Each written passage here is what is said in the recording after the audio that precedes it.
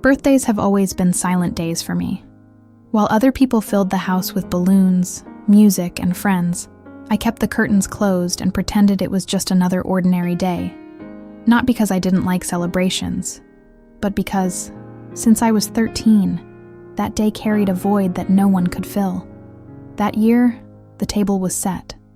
The favorite pie was cooling on the checkered tablecloth, and I was radiant. Not because of my age, but because it was the first time my mother had promised to spend the whole day with me.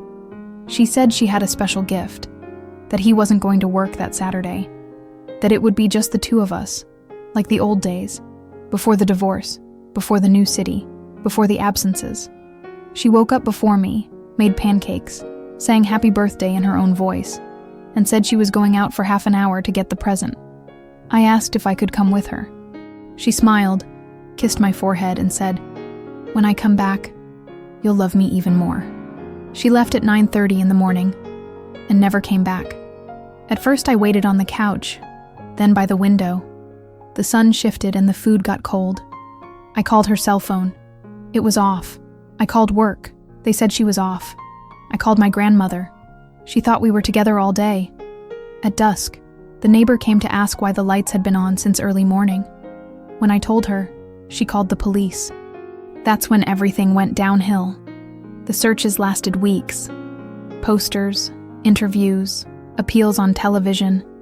Each clue seemed like a promise that died soon after. No body, no trace. No camera captured her leaving the neighborhood, as if she had disappeared from the world, the very day she promised to stay. And me?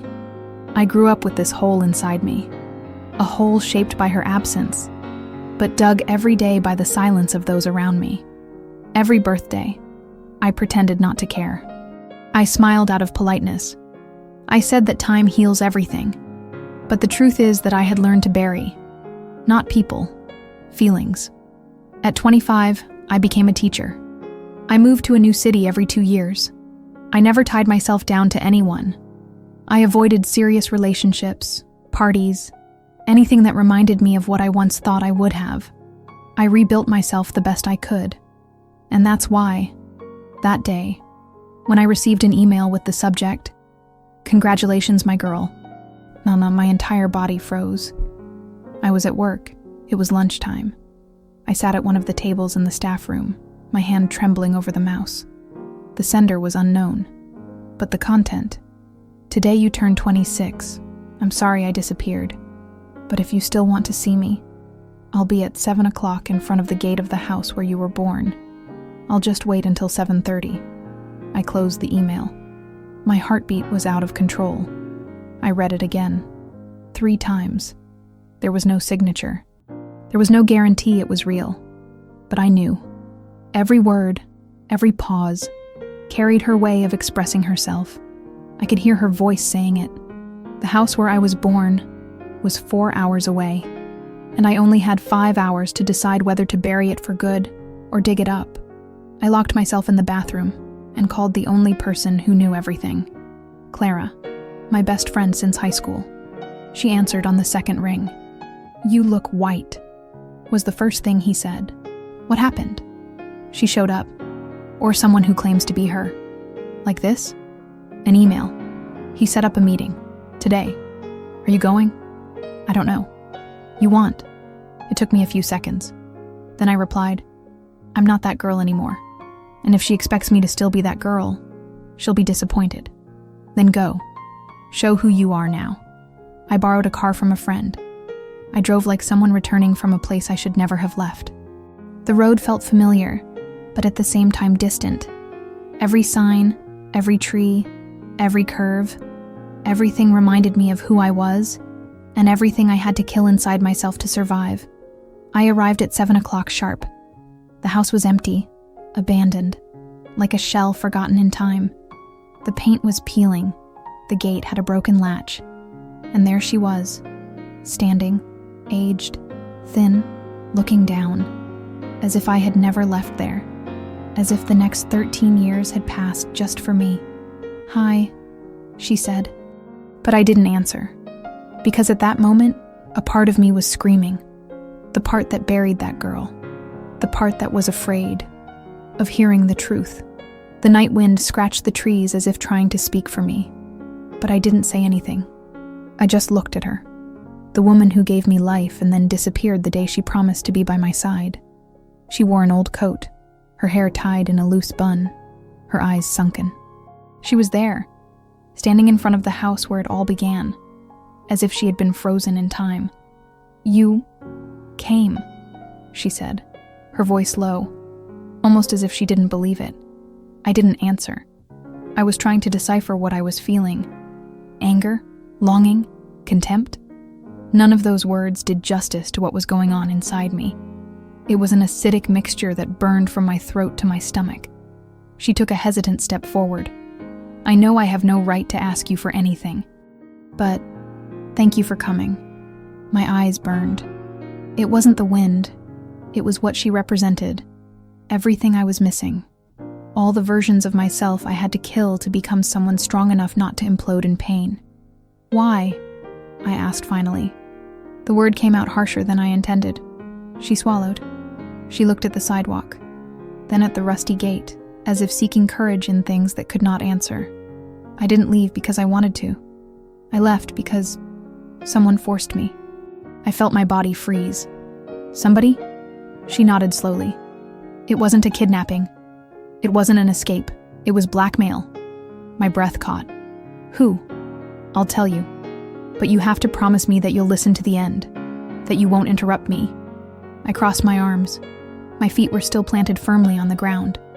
I wanted to run, but more than that, I wanted to know, no matter how much it hurt. "You have 10 minutes, I said coldly. After that, I decide whether to go back to my life or listen to it some more. She sighed. Her hands were shaking. "That morning, after breakfast, I went out to get your present. But when I got to the parking lot, there was an envelope on the windshield of the car. No name, just written, 'If you love your daughter, read this before anything else.'" My expression didn't change. But inside, something was breaking. Inside was a picture of you, on your way to school, and a note. "The next one could be your last. You have until noon to disappear, or she disappears." She paused. I didn't know what to do. I didn't know if it was a joke, but the threat was direct. My life, everything I was, revolved around you. I got in the car. I drove without thinking. I left my cell phone at home. I took money out of my account and left. I spent days thinking that at any moment someone would stop me, that the police would knock on the door, that you would appear in the newspaper saying you were fine. But nothing happened. No kidnapping, no news, just silence and guilt. I was silent, listening, watching. It was as if she was talking to someone else, because the woman I had become no longer knew how to be someone's daughter. After 2 years, I tried to come back, but your name was no longer listed as a resident of the house. No relatives, no school. You had disappeared. "I was adopted," I murmured, "when I was 14. After 2 shelters, a couple took me in, but they never called me their daughter." She nodded slowly, pain written all over her face. I kept searching. I changed states, my name, my life, until I got a number, a profile, an email, and I waited. All those years, waiting for the day you were ready to listen. "You weren't the one who had to wait," I snapped. "You were the one who should have come back, with the police, with evidence, with desperation, with whatever." She was crying now.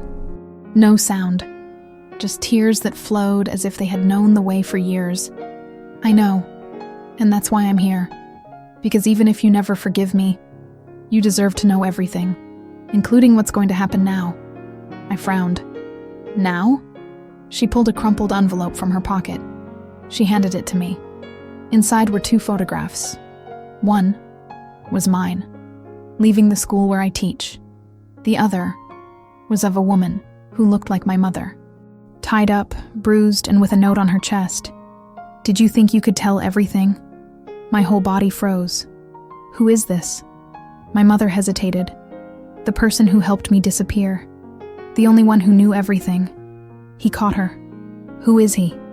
She looked me in the eyes, and for the first time in all these years, I saw true terror. Your father. I held the two photos for a long time without knowing what to say. My face in that image felt strange to me, as if I were seeing someone else, someone more vulnerable than I wanted to admit. The second photo was even worse. The tied-up, injured woman, with a vacant look, had something in her features that reminded me of my mother, but it wasn't her. He was someone who was clearly suffering because of something that had been covered up for a long time. You'll have to start from the beginning, I said, my voice shaking but firm. My mother nodded. She wiped her tears with the back of her hand and took a deep breath. When I met your father, I was very young. He seemed kind, charming. He worked in a hospital, said he was a radiology technician. He had incredible stories, influential friends. He quickly drew me in. It was like falling into a well with mirrored walls. Everything seemed beautiful, until it wasn't. What did he do? He watched. He recorded. He cataloged people, especially women. The lonely ones, the displaced ones, the ones no one would notice if they disappeared. But I didn't understand that until too late. My throat tightened. And why did you stay with him? Because I was pregnant. Because he said you were special. And because I was afraid. The kind of afraid that convinces you that obeying is better than trying to escape. She stopped.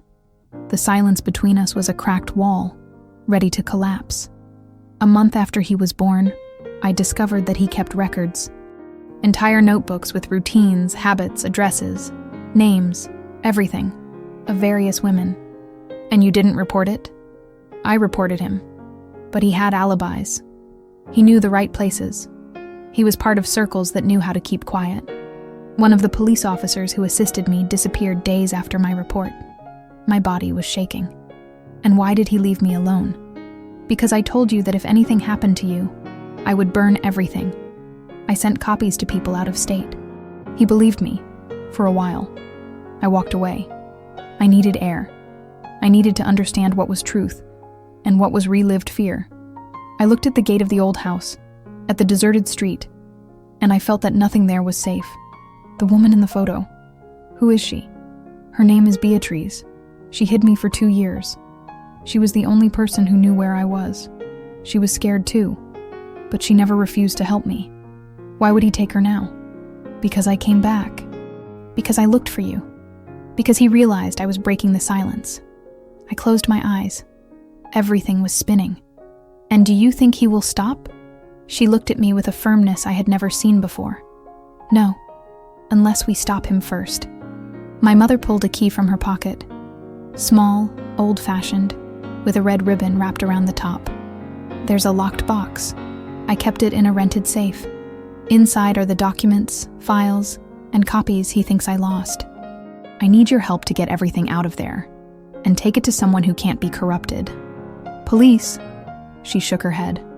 An investigative journalist, a former reporter who fell from grace for exposing cases involving judges, businessmen, and doctors. He'll know what to do. Do you trust him? You're the last person I can trust.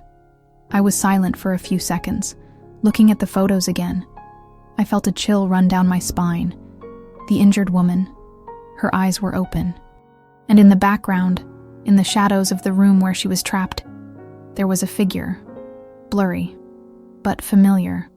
This picture wasn't taken by just anyone, I said softly. It was taken to be delivered. As a message. She nodded.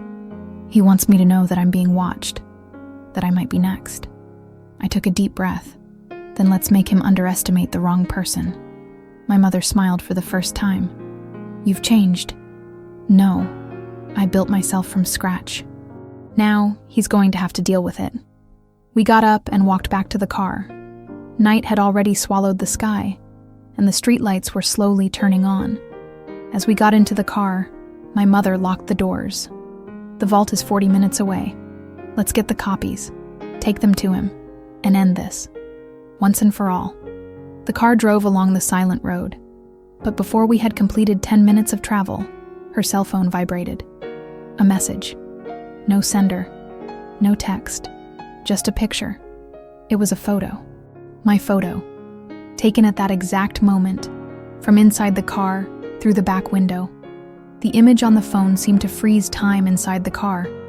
My photo, taken at that moment, through the back window, as if someone were just a few feet away from us.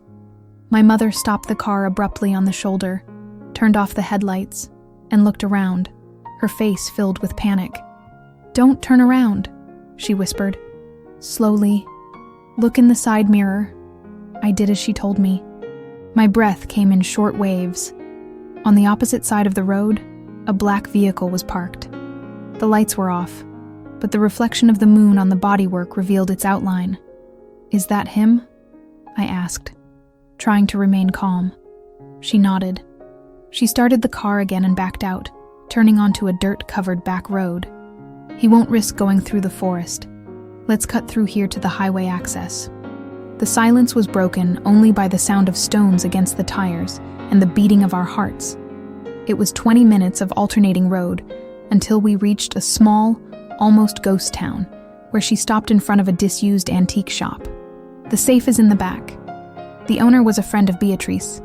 He died 2 years ago, but the place was sealed. I still have the key. We went downstairs. The place smelled of dust and old wood. At the back of the store, behind a cabinet that had been displaced from the wall, was a steel door with a double lock. She inserted the key with trembling hands. "I never wanted you to know this," she said, opening the door. "But now we have no choice." Inside was a padlocked steel box. She used a second key and carefully lifted the lid. Documents, old photos, medical reports, copies of certificates with names that didn't match. And, in the background, a videotape, one of those old ones, with the label torn. Next to it, a pen drive. "What do you have here?" I asked. "Evidence, testimonials, images of women who disappeared, copies of records that never entered the systems, names that he erased from history, but that were in my memory." I took the flash drive and put it in my coat pocket. She collected everything and closed the box. "Let's give this to the journalist," she said, determined. After that, let him come. As we left the store, we saw the reflection of headlights flashing in the alley next door. "He's here," I murmured. We got in the car. She sped off. As we sped through the narrow streets, the messages started coming in. On my phone, a sequence of photos. Me in the school garden. Me entering the market. Me standing in front of the traffic light. Each photo is newer than the last. "He's monitoring everything," I whispered. "He knows where we are, who we're talking to. The school, the store, the house. That means someone close to you is passing on information." I turned to her in shock. "Are you saying he has someone on the inside?" She nodded. "And if he has access to all this, we can't even trust the journalist." We stopped the car on a dirt road, in the middle of a plantation. It was dark. There was no sign of houses or people nearby. My mother turned off the vehicle and took a deep breath. "There's something you don't know yet." "What?" She looked me in the eyes. "You met your father. He came to your school when you were 10, undercover, as a volunteer." My skin went cold. "Lie. He was there for 2 weeks. He was part of a storytelling project. You loved his stories. And do you know what he said when he left?" "What?" She closed her eyes, as if it was destroying her inside. "She will remember. When the time comes, she will remember." I was out of breath. "Do you think he's trying to trigger something in me?" "I think he never stopped watching you. He was just waiting for the right moment. And now that you're back in my life, he thinks it's the right time to come back to yours. What if he wants to use me? Then let's make him think he did it." "How?" My mother opened the car dashboard and took out a small tape recorder. She handed it to me. "You go to him, pretending you are in doubt, that you want to understand, that you feel something. That's dangerous. Everything is. But if he thinks you're still the little girl he left marks on, he's in for a big surprise. And where will you be?" She smiled, but with pain in her eyes. "Where I've always been." behind, but ready to act. Before I could answer, the phone vibrated once more. This time, it was a video. Beatrice's face, bleeding, and a male voice in the background saying, "You have 48 hours." The next day dawned with a thick fog covering everything around. The city seemed suspended in time, as if the whole world was waiting for my decision. I looked at myself in the mirror for long minutes before leaving. It wasn't vanity. It was recognition. I wanted to remember my own face before I stood before the one who tried to erase it from my history. I wore a neutral coat, left my hair up, no makeup. I wanted to look vulnerable, part of the plan, part of the theater that could save us. My mother dropped me off near the agreed-upon location, an old cafe in the city center, where he had arranged to meet via text message, with a simple, "You owe me answers too." I walked in at 10 o'clock sharp. The place was almost empty. Just a silent couple and a lady reading the newspaper in the back. At the table in the corner, he was there. Tall, straight shoulders, unshaven, pitch-black eyes. He stood up when he saw me, opened his arms like someone reunited with a daughter after a decade, and smiled. "You've grown up," he said, as if no time had passed. I sat down without answering. He placed a cup in front of me with the same tea I had drunk when I was 6. The same one. He remembered. Or controlled. "I thought you wouldn't come," he continued. "But I knew that somewhere in there the girl in the lilac dress would still recognize me." "Recognizing is not accepting," I replied. He gave a light, unhurried smile. A man who knew how to manipulate silences. "And your mother?" he asked. "How is she?" "Alone, as always. You know that." He raised an eyebrow. He picked up a small wooden box and placed it on the table. "This is yours." I looked suspiciously. "What do you have there?" "A tape, a letter, and a recording of you. From when you were 10 years old, and you promised you would never forget me." I swallowed hard. He leaned back in his chair, crossing his arms. "You know, all these years I didn't want to force you. I waited for you to come. Because unlike her, I never had to lie. I just waited for you to grow up and understand that there's always another side, and your side involves threatening, kidnapping, hurting. I call it protecting. You grew up in a bubble built by a woman who chose fear over truth." I leaned across the table, trying to keep my voice low. "And what is your truth?" He smiled. A smile that reminded me, not with words, but with the feeling that filled my chest when I was 10 years old. A strange warmth, a heavy presence, a shadow that smiled. That you were born for more than they told you. That you have a gift, and that's why I approached your school. You touched people without touching them. You changed their behavior, the direction of their thoughts. I saw it. "This is crazy," I muttered, or blocked memory. I closed my eyes for a moment. I remembered the teacher who had an emotional breakdown that year, the staff member who had suddenly left, how everyone said I was weird, but no one could explain why. "Do you think I inherited something from you?" I asked, throwing out the bait. "I know you inherited it, and that's why you're here." He leaned in, his eyes fixed on mine. "You feel things before they happen, don't you? You dream of faces you've never seen. You hear sentences before they're spoken." That doesn't prove anything." He touched the little box with his finger. "Try it then. Take this. See for yourself. And then tell me if you really want to run away from who you are." I picked up the box with trembling hands. My phone vibrated in my pocket. The recording was active, everything being sent to my mother's contact. I needed to get out of there before he noticed anything. I got up. "If this is a trap, so you weren't my daughter after all." I left the cafe with my chest burning. I walked to the end of the street. My mother was waiting for me in the car. I got in. I showed her the box. She didn't say anything. She just started the car and drove away. At the hotel, we locked the door. We carefully opened the little box. Inside, a ribbon, a photo of me as a child, and an envelope with my name written in cursive. Inside it, a single sentence. "You've seen him before, but not with that face." The cassette tape was old, its label partially faded, as if time had tried to hide its contents. The speaker we used to play it creaked, but it still worked.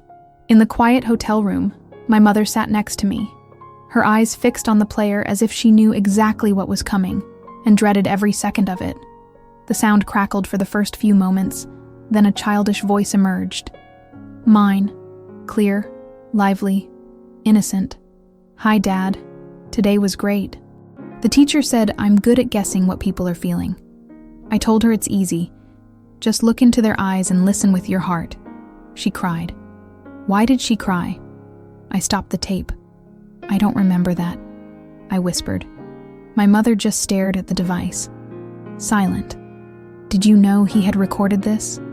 She nodded, slowly. He recorded everything, every interaction. He said it was documenting the signals. I called again. I like the stories you tell, even the scary ones. I know Mom doesn't like them, but I promise I won't tell her about the basement. The blood ran cold in my veins. My mother closed her eyes tightly. Did you know about the basement? She nodded. I never went down there. He locked it with a padlock. He said it was to keep the past. I rewound the tape a little, repeated it. I won't tell her about the basement. The child's voice didn't sound scared. It was natural, as if that place was already part of the routine. But I had no memory of that. Did he erase that from me? I asked, my throat dry. My mother turned to me. He manipulated memories, not with technology, with trauma, with repetitions, with mind games. He made me forget who I was. He trained you, and then erased everything. When I found out, it was too late. He had already planted the idea inside you that remembering was dangerous. What if I can't remember? She opened her palm. Inside was a small, dark, polished stone. This was sewn into your teddy bear. When I ran away, I took the toy with me. It was only many years later that I had the courage to open it. This stone has small inscriptions on it. And do you know what it says? He handed it to me. It was hard to read, but in tiny letters something was carved there. He who forgets returns purer. My heart raced. What did he want me to forget? Everything. Who you were, what he did, and who else was involved.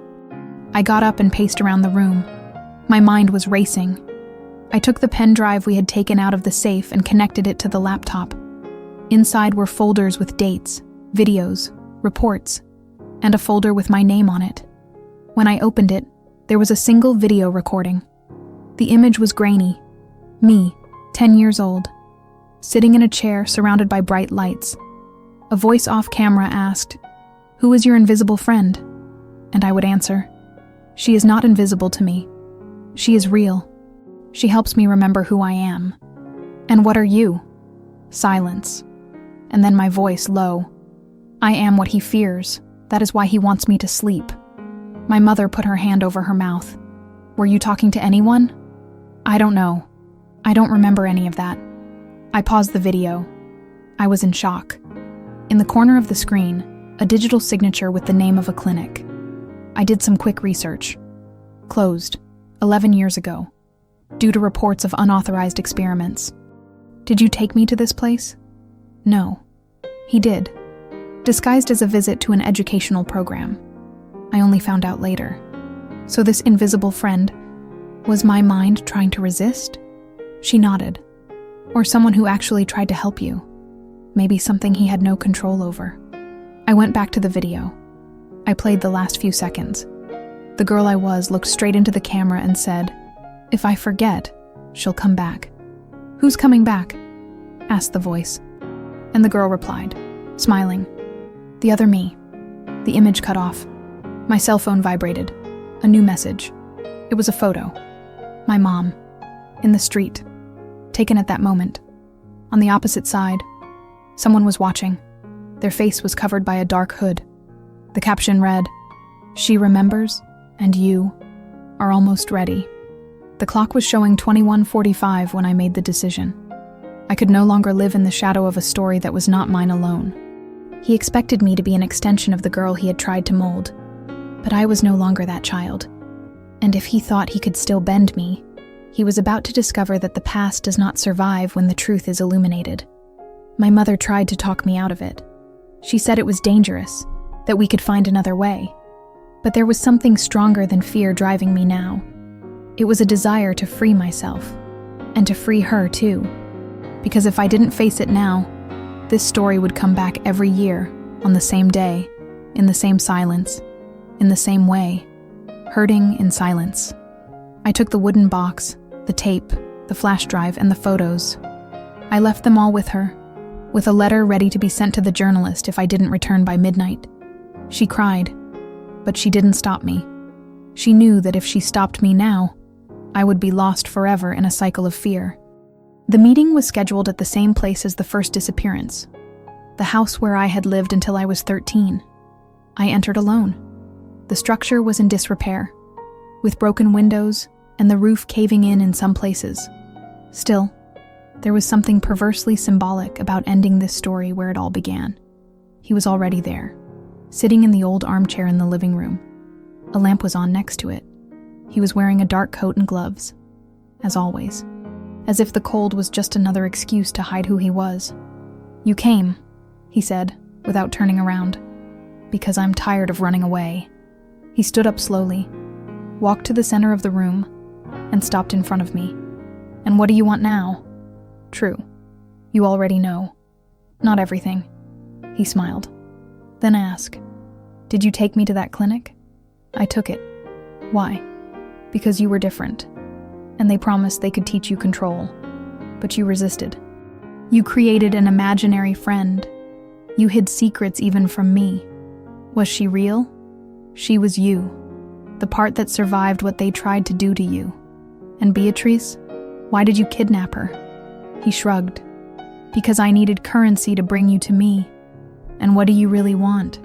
He looked at me like I was an unsolved puzzle. "I want you to remember everything. Because when you remember, you'll understand why I did what I did. You'll understand that I'm not the villain. I'm the father who saw something great in his daughter and tried to protect her from the world. But your mother, she hid you. She emptied you. You destroyed me. I have prepared you. And now the time has come. Give me your hand." He held out his palm to me, as if he could pull me back into a reality he still believed he controlled. But I didn't move. "You don't understand, do you? I didn't come to get back at you. I came to end this." He widened his eyes. Behind me, quick footsteps. My mother entered through the side door, accompanied by the journalist, and soon after, 2 federal agents. "You're surrounded," she said. "Everything we recorded, everything you confessed is being broadcast live, right now, at this very moment." He tried to run, but was stopped. He screamed, but no one answered. When he was handcuffed, his eyes were still searching for me, trying to find the girl who had once believed his stories. "I did it for you," he shouted. "One day you will understand." But I didn't answer, because at that moment, I looked around the room and saw the younger version of myself there, on the stairs, silent, like a reflection lost in time. And I realized I didn't need to remember everything anymore. I just needed to choose what to let go of. Outside, the sky was beginning to lighten. The weight I had carried for years was beginning to dissolve in the early morning light. My mother hugged me, for the first time without guilt, without fear. "Do you forgive me?" she asked. "I forgive myself," I replied. "And that starts today." On my next birthday, I didn't leave the curtains closed. I bought a small cake. I lit a candle. And when I looked in the mirror, I no longer saw the abandoned girl. I saw a whole woman, strong and free. End.